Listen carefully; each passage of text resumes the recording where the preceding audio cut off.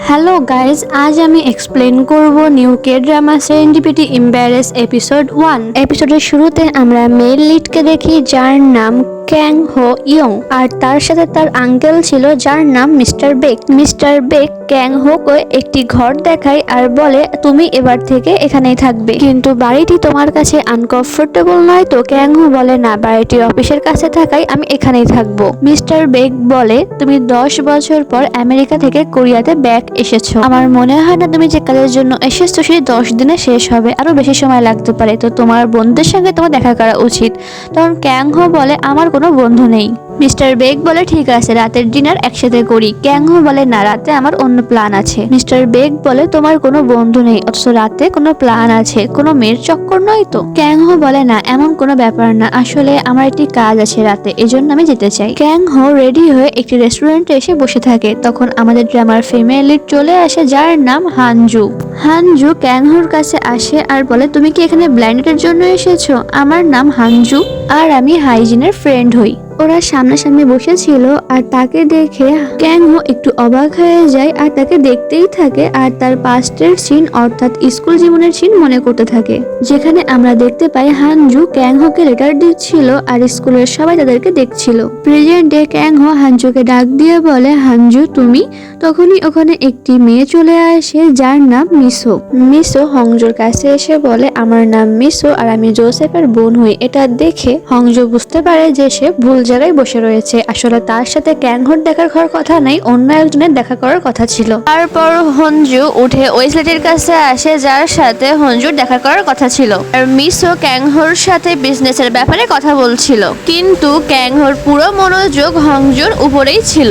সে হংজুর দিকে তাকিয়ে বলছিল হংজু একদমই পরিবর্তন হয়নি। তখন মিসো ক্যাং হোকে বলে তুমি কি হংজুকে চেনো? ক্যাং হো বলে হ্যাঁ, আমরা আগে ক্লাসমেট ছিলাম। মিসো বলে তুমি আগে থেকে হয়তো অনেক পরিবর্তন হয়ে গেছো, এই জন্য হংজু তোমাকে চিনতে পারেনি। অন্যদিকে হংজু আর ওই ছেলেটা যার সঙ্গে ব্লাইন্ড ডেটে এসেছিল তাদের কথা শেষ হয়ে গেলে তারা ওখান থেকে চলে যায়, আর হংজুর পেছনে ক্যাং হো চলে আসে, কিন্তু হংজুকে বাইরে এসে খোঁজে কিন্তু তাকে দেখতে পায় না। হংজু ছিল ওই ছেলেটার সাথে। ওই ছেলেটা হংজুকে বলে আমাদের এখন একটি রেস্টুরেন্টে যাওয়া উচিত, কিন্তু হংজু বলে আমার এটা ঠিক মনে হচ্ছে না। ছেলেটা বলে আমার তো মনে হয় যাওয়া উচিত, আর এমনিও হাইজিন বলে দিয়েছে আমি যেন তোমার কোনো কথাই না শুনি। অন্যদিকে ক্যাং হোকে মিসো বলে আমাদের একসঙ্গে ডিল করতে যাওয়া উচিত, কিন্তু ক্যাং হো যেতে চায় না। ক্যাং হো মিসোকে জিজ্ঞাসা করে তুমি কি গাড়ি এনেছো? মিসো বলে না, আসলে মিসো ভেবেছিল ক্যাং হো হয়তো তাকে ড্রপ করে দেবে, কিন্তু ক্যাং হো বলে তাহলে তুমি একাই চলে যেও, কারণ এমনিও আমি এখানে নতুন আর আমি সিওলের কোনো রাস্তায় চিনি না। ক্যাং হো মিসোকে গাড়িতে তুলে দিয়ে সে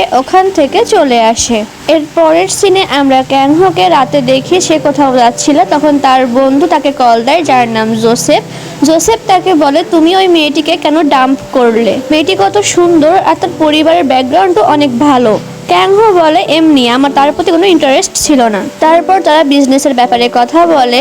জোসেফ বলে তুমি বিজনেসে অনেক ভালো, তাই সবার আগে বিজনেসকে প্রায়োরিটি দিও, বিজনেসের আগে কাউকে আসতে দিও না। ক্যাং হো বলে হ্যাঁ হ্যাঁ ঠিক আছে। এটা বলে সে ফোন রেখে দেয় আর এদিক ওদিক তাকিয়ে কিছু একটা খুঁজতে থাকে। ক্যাং হোর মনে হয় সে হয়তো ভুল করে হংজুকে দেখছে, কিন্তু আসলে সেখানে হংজুই বসেছিল। হংজু বাস স্টপে বসেছিল আর নিজের চুল বাঁধছিল। তাকে দেখে ক্যাং হোর পাস্টের কথা মনে পড়ে যে স্কুলেও হানজু এভাবে চুল বাঁধতো। প্রেজেন্টে হংজুর বাস চলে আসে। ক্যাং হো হংজুর বাস আটকানোর চেষ্টা করে, ততক্ষণে হংজু ওখান থেকে বাসে উঠে চলে যায়। বাসকে ফলো করে ক্যাং হো বাসের পেছন পেছন কিছু দূর চলে আসে আর দেখতে পাই হংজু ওখানে নেমে একটি স্ট্রিট ফুডের দোকানে গিয়েছে। হংজু কিছু একটা খাচ্ছিল, ওখানে ক্যাং হো চলে যায় আর শপ ওনারকে বলে আমারও ওই জিনিসটা চাই যে জিনিসটা এই মেয়েটি খাচ্ছে। শপ ওনার ক্যাং হোকে তাই দেয়। ক্যাং হো হংজুকে বলে আমাকে ওই স্যুপটা দাও না যে স্যুপটা তুমি খাচ্ছ। তো হংজু তাকে স্যুপটি দিয়ে দেয়। তখন ক্যাং হো বলে আমার টিস্যু পেপারও চাই। তখন হংজু তাকে টিস্যু পেপারও দিয়ে দেয়। ক্যাং হো তখন বলে তুমি কি আমাকে চিনতে পারোনি যে আমি কে? তখন হানজু বলে আমি জানি তুমি হচ্ছে ক্যাং হো। ক্যাং হো বলে তার রেস্টুরেন্টও তুমি আমাকে চিনতে পেরেছিলে, কিন্তু এমন ভাবে ছিলে যেন আমাকে চেনোই না। হংজু বলে এমনি, আর তুমি 10 বছর ধরে কোথায় ছিলে? আর আমি ছাড়া কি আর কোনো বন্ধু তোমার নতুন করে হয়েছে? ক্যাং হো বলে না, তুমি সেই প্রথম মেয়ে যার সাথে আমার বন্ধুত্ব হয়েছিল। হংজু বলে ঠিক আছে, এমনিও অনেক ফ্রেন্ড তোমার খবর আমার কাছে জানতে চাই, তুমি তাদের সাথে যোগাযোগ করতে চাও তাহলে তোমার নাম্বার আমাকে দাও। তো ক্যাং হো তার নাম্বার হংজুকে দিয়ে দিয়ে দেয়। হংজু বলে হাইজিনও তোমার ব্যাপারে জানার জন্য একটু বেশি এক্সাইটেড। ক্যাংহো বলে অন্য কারোর কথা কেন বলছো, তুমি কি আমাকে দেখে একটুও খুশি হওনি? এটা দেখে হংজু চমকে যায় আর তার মুখ থেকে সমস্ত ড্রিঙ্ক ক্যাংহোর ছুটে গিয়ে পড়ে। হংজু ক্যাংহোকে বলে আমাকে মাফ করে দাও, ভুল করে এমনটি হয়েছে। আর সে দোকানদারকে বলে যে পয়সাটি ফেরত আসবে সেটি এই ক্যাংহোকে দিয়ে দিও, এটা বলে সে ওখান থেকে চলে যায়। আর ক্যাংহো ফেরত দেওয়া পয়সাটি নিয়ে নেয়। সে বাড়ি যাবে, তার জন্য সে যখন পেছন ঘুরে দেখতে পায় তার গাড়িটি পুলিশ ধরে নিয়ে যাচ্ছে, কারণ সে ভুল জায়গায় পার্ক করেছিল। এরপর ক্যাংহোকে আমরা বাড়িতে দেখি আর সে ওই ফেরত দেওয়ার পয়সাটিকে অনেক মনোযোগ দিয়ে দেখছিল আর ভাবছিল হংজুর এখনো কি 10 বছর আগের সেই স্কুলের কাহিনী মনে আছে। আমরা 10 বছর আগের সিন দেখি, স্কুলের বাসের মধ্যে ক্যাংহো ছিল আর তার পায়ে চোট লেগেছিল। তার এই স্কুলের প্রথম দিন ছিল।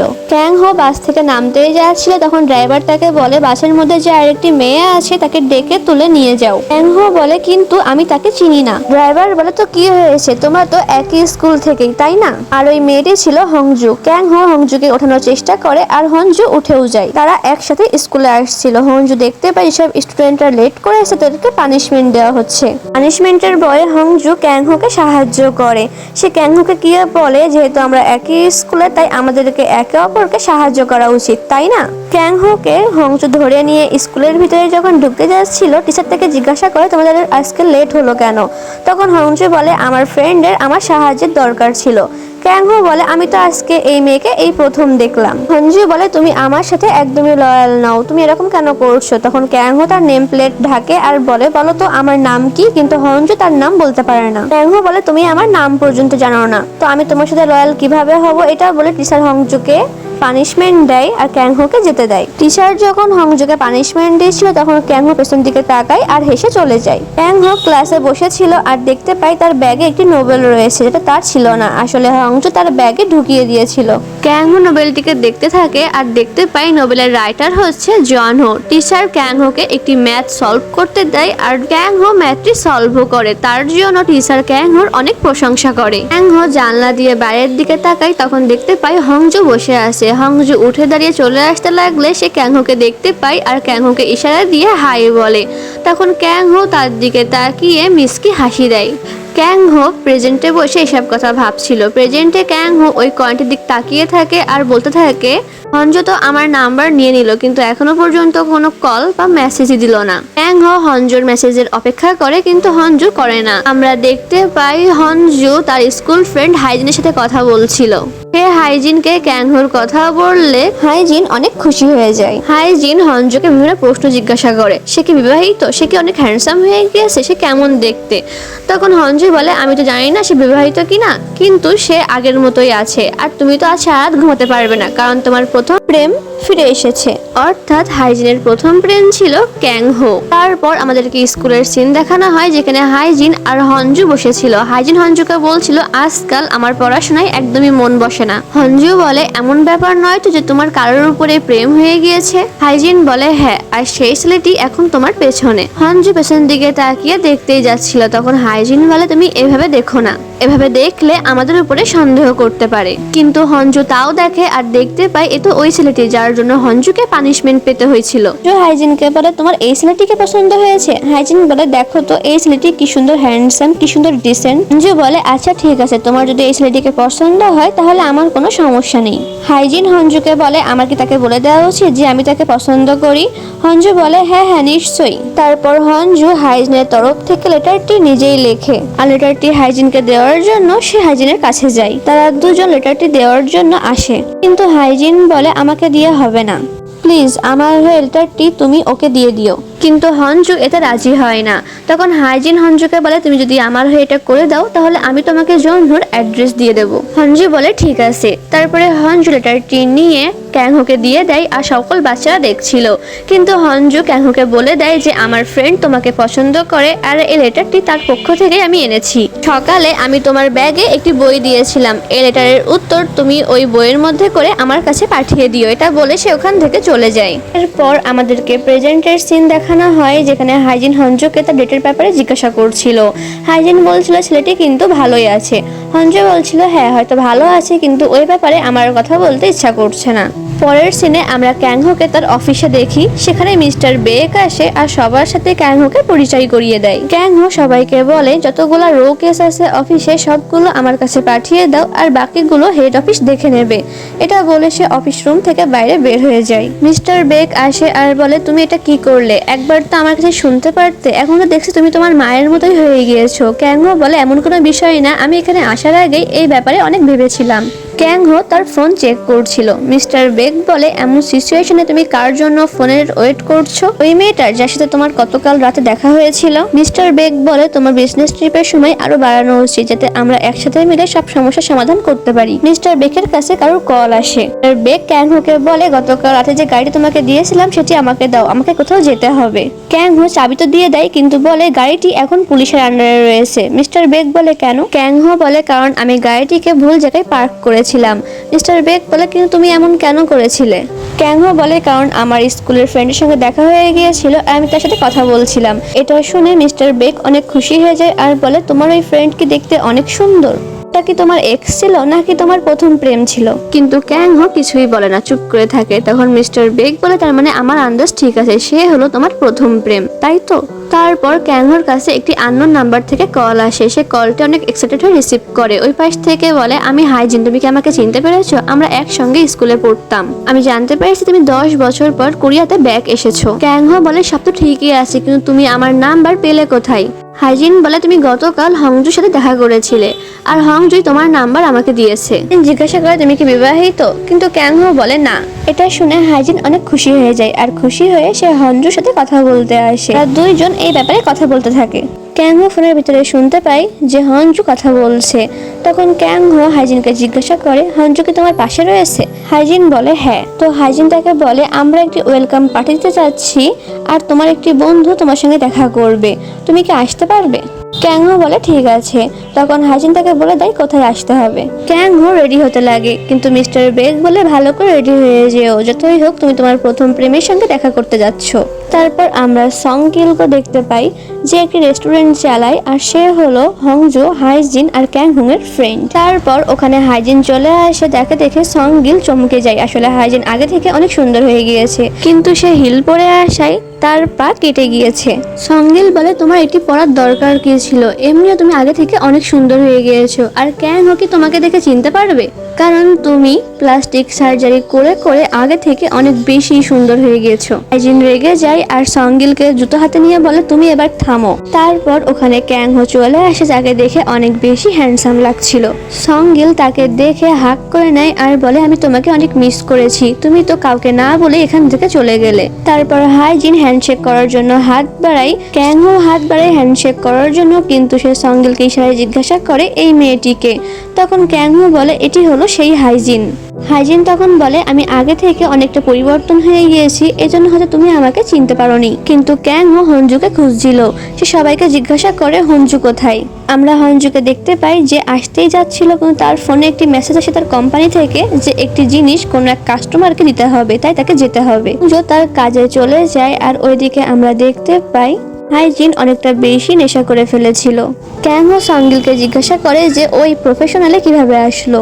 সঙ্গিল বলে সে যখন মিলিটারিতে ছিল তখনই তার ইচ্ছে হয়েছিল রান্না করার, তাই সে রেস্টুরেন্ট খুলেছে। ক্যাংহো আর সঙ্গিল কথা বলছিল, তখন হাইজিন বলে আমি একজন স্কুল টিচার, সবাই ফিনান্সিয়াল দিক থেকে অনেক সাকসেস হয়ে গিয়েছে, তার জন্য আমি অনেক খুশি। জানি না হংজু লেট করছে কেন, আমার তাকে কল করা উচিত। এটা বলেই সে যখন ফোন নিয়ে কল করতে যাবে তখন সে কল না করে ওখানেই ঘুমিয়ে পড়ে। সঙ্গিল বলে যখনই হাইজিন ড্রিঙ্ক করে তখনই তার এমন খারাপ অবস্থা হয়ে যায়। হংজু তার কাজটি কমপ্লিট করে দেয়, অর্থাৎ তার প্রোডাক্টটি কাস্টমারের কাছে পৌঁছে দেয়। সে চলে আসতে লাগছিল, কিন্তু তার স্যার তাকে আটকিয়ে নেয়। হংজু দেখতে পাই ওখানে তার প্রথম ভালোবাসা ছিল জনহো, যাকে দেখে হংজু অনেক বেশি চমকে যায়। সে ওখান থেকে চলে আসতে লাগছিল, কিন্তু তখন তার বস আটকিয়ে নেয়। তারপর জনহো ওখানে চলে আসে আর তার সামনে দাঁড়িয়ে বলে অনেক দিন পর আবার আমাদের একসাথে দেখা হলো। অন্যদিকে আমরা সংপিলকে দেখি যে বলে কেন জানি না হংজু কেন এখনো আসছে না? তখন কেন বলে তুমি তো বললে যে ও কাজে ব্যস্ত আছে, তাহলে আমরা কি করতে পারি, তাই না? তখনই ওখানে হংজু চলে আসে, কিন্তু সে অনেক নেশা অবস্থায় ছিল। তাকে দেখে সঙ্গিল ও ক্যাং দুজনেই চমকে যায়। হংজু আসে আর হাইজিনকে জড়িয়ে ধরে বলে তুমি আমার বেস্ট ফ্রেন্ড, আমি তোমাকে অনেক ভালোবাসি, আরো অনেক রকম বকবক। তারা দুজনে একে অপরকে অনেক আলতু ফালতু কথা বলছিল,